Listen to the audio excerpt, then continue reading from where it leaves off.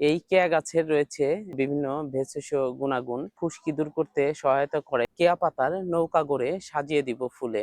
আমি এখন অবস্থান করছি চন্দনী ইউনিয়ন পরিষদে। চন্দনী ইউনিয়ন পরিষদে এসে আমার চোখটা পড়লো একটি গাছের দিকে। আমি একটি গাছের কাছে দাঁড়িয়ে আছি।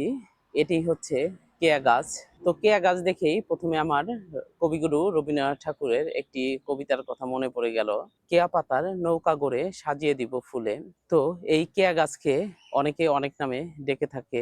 কেয়া, কেতকী, কেওড়া। এটি প্রায় 3 থেকে 4 মিটার পর্যন্ত লম্বা হয়ে থাকে। আপনারা যদি দেখেন এর পাতাগুলো অনেকটা কাঁটাযুক্ত।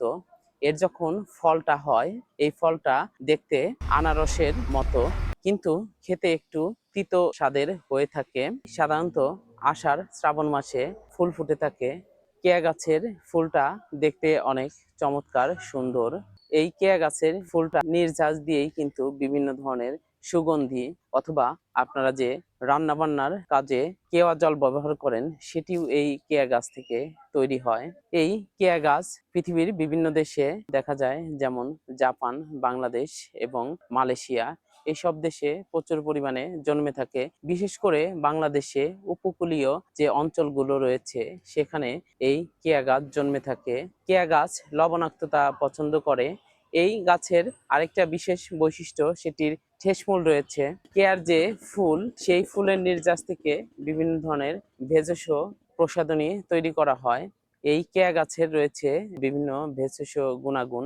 এই কেয়া গাছের ফুলের যে নির্যাস, এটি মাথার খুশকি দূর করতে সহায়তা করে এবং বিভিন্ন ধরনের চর্মরোগ সারাতেও বেশ ভালো কার্যকারী। এই কেয়া গাছের পাতাগুলো দেখতে লম্বাটে হয়ে থাকে এবং এর পাতাগুলো কাঁটাযুক্ত। এই গাছটিতে আষাঢ় শ্রাবণ মাসে ফুল ফুটে, তাই একে বর্ষা ফুলও বলা হয়। তো আপনারা ইচ্ছা করলে আপনাদের বাড়িতেও এই ধরনের একটি কেয়া গাছ লাগাতে পারেন। আজকে এই পর্যন্তই। পরবর্তীতে নতুন কোনো কৃষি বিষয়ক ভিডিও নিয়ে আপনাদের সাথে উপস্থিত হব। তো সেই পর্যন্ত ভালো থাকবেন, সুস্থ থাকবেন। চলুন কৃষিকে ভালোবাসি এবং কৃষি সমৃদ্ধশীল বাংলাদেশ গড়ি। ধন্যবাদ।